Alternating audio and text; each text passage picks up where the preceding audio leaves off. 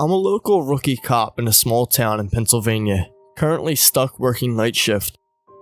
I worked a normal patrol shift, driving around, pulling traffic, responding to your normal domestic disputes, and whatever other wonderful calls dispatch sends my way. But ever since this past weekend, every single night, I keep getting called to the same house. At first, I thought it was my coworkers playing pranks on the rookie. I have 2 years on the job, but in such a small town, I work with most guys my dad's age. I've omitted certain names and addresses for obvious reasons. Anyway, here's what happened. Friday night, around 0200 hours, so actually Saturday morning, dispatch gets over the radio. Dispatch to 1034, go ahead. We just got a 911 hang up from a landline that's coming back to the XXX patch lane. Can you go check it out? 10-4 en route. So I immediately start driving to the address, which is about 6 miles away. But it's a pretty rural area, so I get there in less than 10 minutes. I turn right onto the gravel lane, and after about 7 seconds, I see the house up ahead on the right. No lights on inside. I park my cruiser on the gravel lane, lights off, so as not to announce myself in case there's an actual emergency going on inside. We are trained not to just roll up to a house, lights on, in case the subject decides to ambush the officers arriving with gunfire. Anyway, I quietly approach the old farmhouse and check the perimeter. No signs of anything, no lights, no sound, not even a car parked anywhere. I begin to think maybe dispatch got the address wrong. 1034 to dispatch. Dispatch, go ahead. I'm at XXX patch lane. Can you confirm this is the address? Stand by.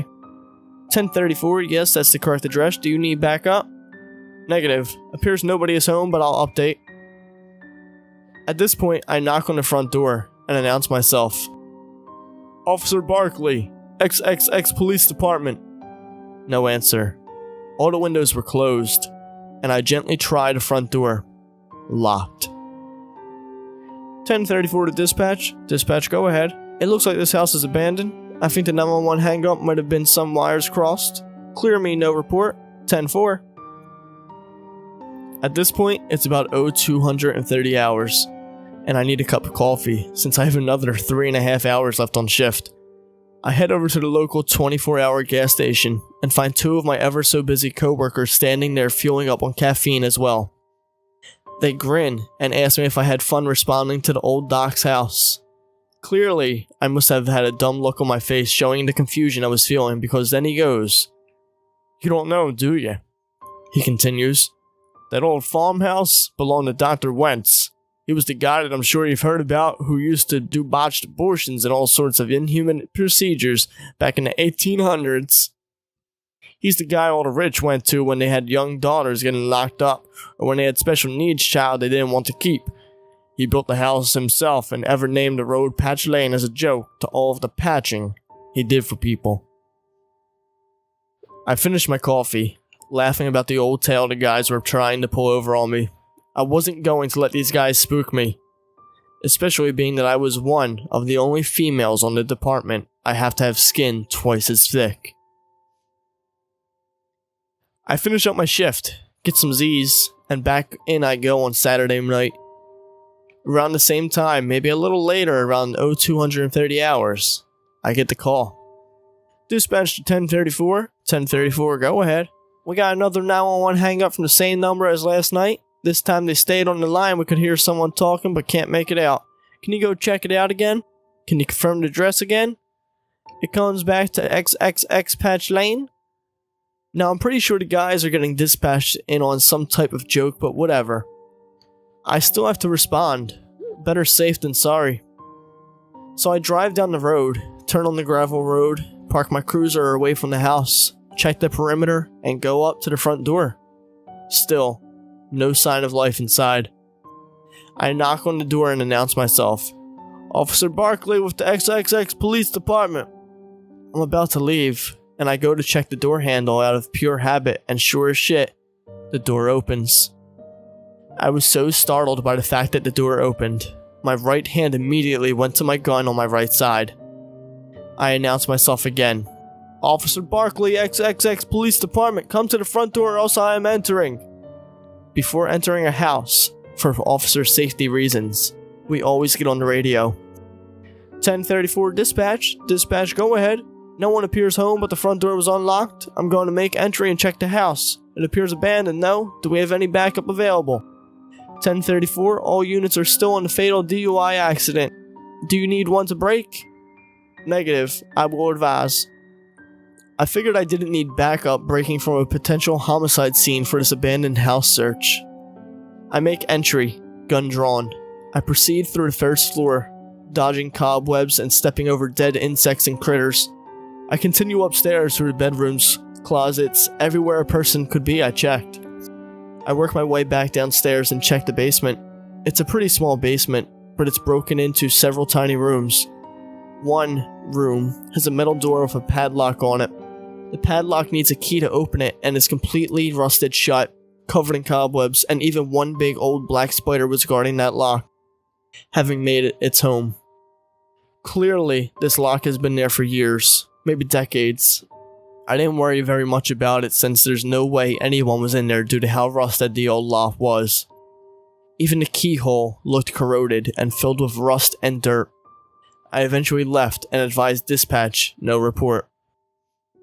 I grab a cup of hot coffee around 0400 hours and catch up with one of the guys from the DUI crash and ask him what that mess of a scene looked like. He told me I'm lucky I wasn't stuck on the scene. He asked me about the Patch Lane house and I told him it was pretty fucking creepy, but I checked it out and it has to be crossed wires somehow. I felt comfortable telling him it was creepy since I knew this guy from when my dad was still in the force and he treats me like a daughter. He said he used to get dropped calls all the time from there back in the 90s, but there was actually a family living there back then. Each time he got dispatched, they were surprised to see him and they let him search the whole house. Never any problems. Just a single mom with her 2 kids minding their own business. I asked him what happened to that family and he said nothing suspicious. They moved away after maybe 10 months or so. Definitely less than a year. And a few families moved in and out renting the house, but ever since about the late 90s, nobody moved in. I asked him if he remembered there being a locked room in the basement. Honestly, not really knowing what I was expecting as a response, and his eyebrows raised and he said, "You know what? I actually didn't remember until you just asked now." Yeah, wow. Yeah, the only reason I remember is because the nice girl that lived there with her kids didn't have a key and couldn't get into the room and was asking me if I knew a local locksmith, but I told her I didn't really know anyone since anytime the cops needed in somewhere we just smashed the lock open. She giggled, and I remember she was a very attractive looking girl. So we both shrugged it off, finding it odd, but moved on with our shift into the early hours with another DUI stop and a domestic violence call from a guy whose wife drank too much and decided it was a good time to confront him for cheating on her for 3 years. Fast forward to Sunday night, back at work, and this time the call comes out right at 0300 hours. Dispatch to 1034, go ahead.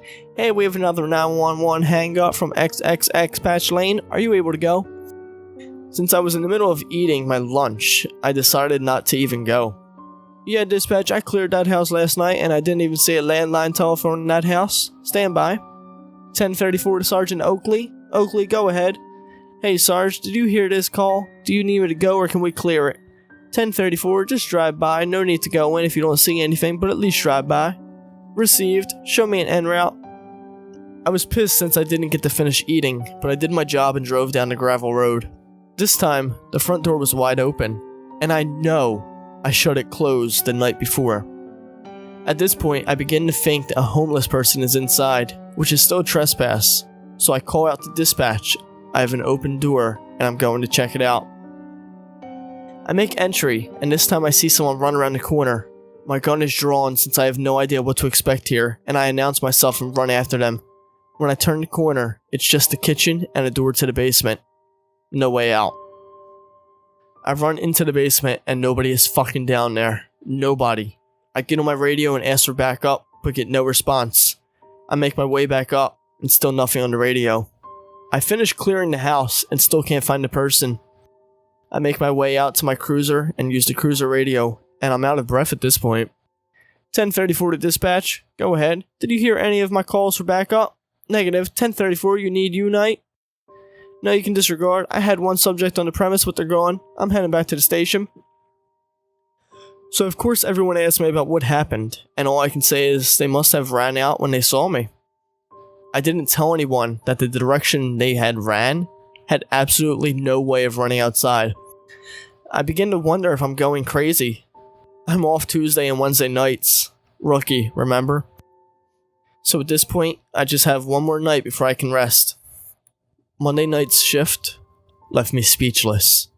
At roll call, everyone jokes about what I am planning to go back to Patch Lane. I tell them they can get the call, and I'm done. 0300 hours. Dispatch to 1045. 1045 is my good friend who has been to the house in the 90s. 1045 go. We got a 911 hang up for XXX Patch Lane. Sarge gave the okay to just drive by and make sure no one is there. 1045, okay, show me en route. Not even 30 seconds go by, and my cell phone beeps and I have a text. Hey, wanna meet me there? Bastard. Of course I'm not gonna say no. So yeah, I go. 10:34 to dispatch, you can add me to 10:45's call. 10:4. We show up the same time, and this time the front door is wide open again. Awesome. We both clear the first floor, then the top floor, and make our way to the basement together. Nothing. Then, we turn the corner, and I see there's no lock on the metal door anymore.